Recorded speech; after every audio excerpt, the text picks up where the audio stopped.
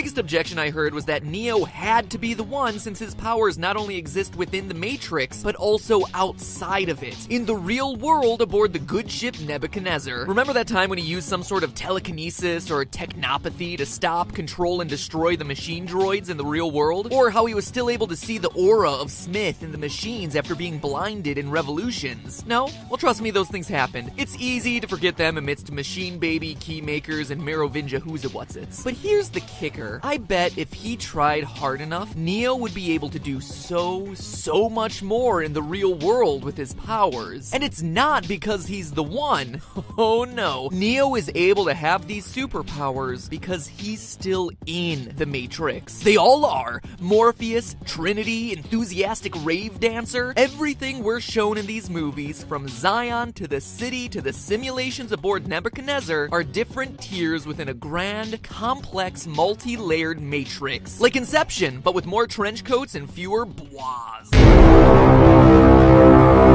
Ready to have your eyes opened and see the truth? Let's start by paying a visit to the Architect's Chamber from The Matrix Reloaded. Now this scene is awesome, with all the screens showing all the different outcomes and iterations of Neo's conversation here. But while you're trying to focus on what exactly the Architect was saying, deciphering the string of ergos and consequentlies, you probably overlooked this. In the Architect's long and confusing monologue, he states that the first Matrix failed because it was built as a utopia. It was too perfect. Humans wouldn't accept it as a reality. The second Matrix failed because humans needed choice. And so, as long as humans were offered a choice, even one felt on an unconscious level, 99% would accept the Matrix, living in the virtual world. The remaining 1% would choose the other option, becoming a free mind destined to become part of a human resistance based in Zion. In his speech, he says this: "You are the eventuality of an anomaly which, despite my sincerest efforts, I have been unable to eliminate from what is otherwise a harmony of mathematical precision." But if the one is truly the only imperfection in a mathematically perfect system, that would mean he's already found a solution for human free will, for the remaining 1% of people who refuse to accept the Matrix. And what was that solution? Well, he did it by offering them a choice. The option of Zion, the quote-unquote real world, a simulated quest to escape being enslaved by the machines. He's already admitted to creating imperfect worlds for humans to accept the Matrix.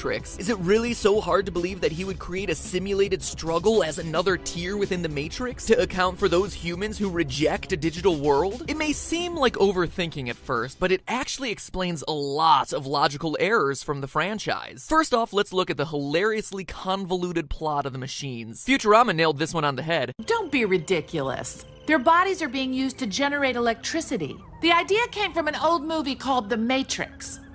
But wouldn't almost anything make a better battery than a human body? Like a potato? Or a battery? So we're supposed to believe that the machines keep growing and harvesting humans for use as makeshift batteries powering their vast artificial empire, but the sad truth is, that just doesn't stack up with science. The amount of energy produced by literally billions of humans would be pocket change compared to other sources of power available to the machines. Wind, geothermal, really anything. Plus, no matter how much energy they produced, it would take more energy than that to keep them alive. It makes much more sense to use this setup of humans they got going as something like a neural network for extra processing or computing power, which, as it turns out, fun fact, was actually the Wachowskis' original idea. The suits at Warner Brothers thought that the human network concept would be too confusing to an audience who had only recently been exposed to computers at a massive scale, and as a result, forced the Wachowskis to change it in the last minute. What we as audiences were left with was a huge scientific hole, or a really compelling scenario to keep the people who reject the Matrix occupied, freeing their fellow pod people. Speaking of the people who reject the Matrix, we learn from the Architect that the 5 predecessors to Neo have supposedly freed a new set of humans and led to the creation of a new Zion under the supervision of the machines. After which you will be required to select from the Matrix 23 individuals, 16 female, 7 male, to rebuild Zion.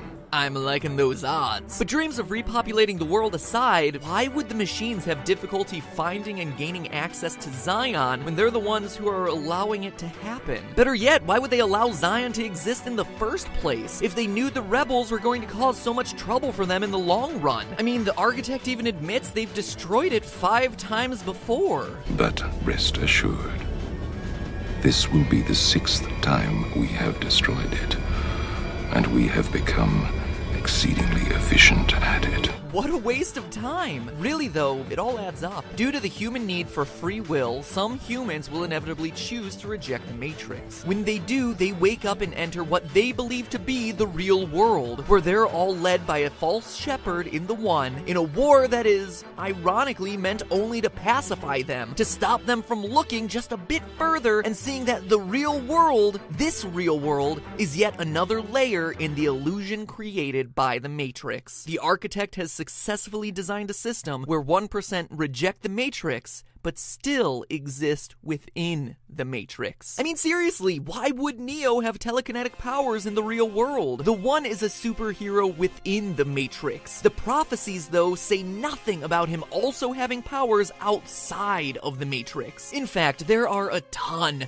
of absurd interactions between the digital world and the one we're led to believe is the physical one that make no sense unless the real world is also a part of the Matrix. Now, some of it makes sense, like having the jack in the back of your head ripped out while your consciousness is within the Matrix being fatal. Alright, having your mind more or less separated from your body seems like a pretty surefire way to die. And I can even buy dying within the Matrix killing you in the real world. You know how they say if you die in a dream, you die in real life? Even though that's not actually backed by science, it could be written off as some sort of super intense placebo effect, where the power of suggestion in the Matrix is so strong, the brain reacts in violent ways and shuts down. It is a science fiction action film after all, so we're gonna have to suspend our disbelief a little bit. But when we go a little further down the rabbit hole, the explanations start to get a lot tougher. For example, injuries within the Matrix or other similar simulations are somehow able to adversely affect the physical well-being of people's bodies in the real world. And I'm not just talking about moving and shaking while their avatars in the Matrix are fighting. I twitch in my sleep all the time. That's perfectly normal, I assume. No, these injuries draw blood from their real bodies, but the neural link into the Matrix is only into the brain or spinal cord. It shouldn't be affecting blood vessels. But it's even weirder when the reverse happens, like when Neo brings Trinity back from the dead by literally reaching into her chest and restarting her heart, all from within the Matrix. He didn't take a defibrillator to her physical chest to electrically restart her heartbeat. He touched her digital avatar made up of code and somehow got her physical IRL heart to pump again through a link into her brain. And this time we can't pin it on the power of suggestion or a placebo effect because her brain is literally dead. She can't be suggested to be healed because placebo effects can't work if someone's brain is no longer functioning. If reviving someone by stimulating their brain or spinal cord was actually feasible, you'd think you'd see doctors using it on a more regular basis, right? The short answer is, quite frankly,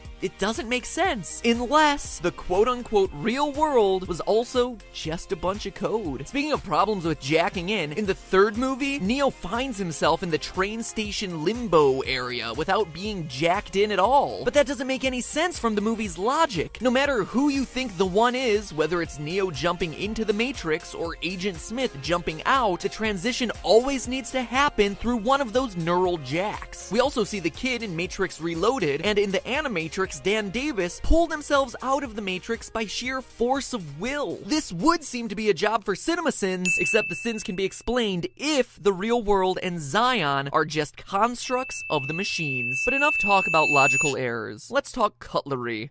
The spoon. In the first movie, Neo meets a boy who begins to teach him a bit about the nature of the Matrix, saying, "Do not try and bend the spoon. Instead, only try to realize the truth. There is no spoon." In saying this, the boy teaches Neo that the spoon is a symbol, that it doesn't actually exist, but instead is a bunch of code that Neo perceives to be a spoon. By changing his perception and seeing the code that makes up the spoon, seeing the truth, Neo is then able to bend it, and thus was born a decade's worth of there is no spoon cheat codes. Okay, interesting idea, but then fast forward to the second movie, when Spoon Boy sends Neo a present. A gift from one of the orphans. You said you'd understand. So Spoon Boy sends him a spoon in Zion, in the real world? First off, how? But secondly, this moment is never explained, but the Wachowskis specifically scripted that Neo be reminded of this symbol in Zion, a symbol of reality being different from what you see. It's a reminder to Neo, and to us as the audience, that there was no spoon in the Matrix, but likewise, there's no spoon here in Zion either. But you don't have to take my word, the architect's word, or even Spoon Kid's word for it. You can trust everyone's favorite dirty sweatshirt gang ringleader, Morpheus. He's the one who believes this quest for freedom more than anyone else. He is convinced that Neo is the one, and yet, the last shot of Morpheus has him in Zion asking, "Is this real?" Kinda late to be having second thoughts there, buddy. Seriously, the Wachowskis didn't put his sudden lack of faith in there for no good reason. And beyond that, Morpheus is the name for the Greek god of dreams. And his ship, the Nebuchadnezzar, is named after a Babylonian king mentioned in the Bible who is haunted by bad dreams. Morpheus and his ship are symbols of dreams, illusions, and when the franchise starts, we would assume that the dreams his name is a reference to is the Matrix itself, an artificial reality. But as the franchise goes on and we peel back the layers of strange physics, convoluted speeches, and spoons, it starts to become apparent that the illusion isn't just the Matrix. It's the real world, another fabrication created by the machines. By including this line of, "Is this real?" as humanity finally wins and Morpheus's goals are realized, the Wachowskis undermine the victory, hinting that it probably isn't. Sneaking around the machines, the hunt for the one, Zion itself. Red or blue? Take either pill. It doesn't matter which one, cause you'll still be trapped in the machine. Wake up, theorists. There is no rejecting the Matrix.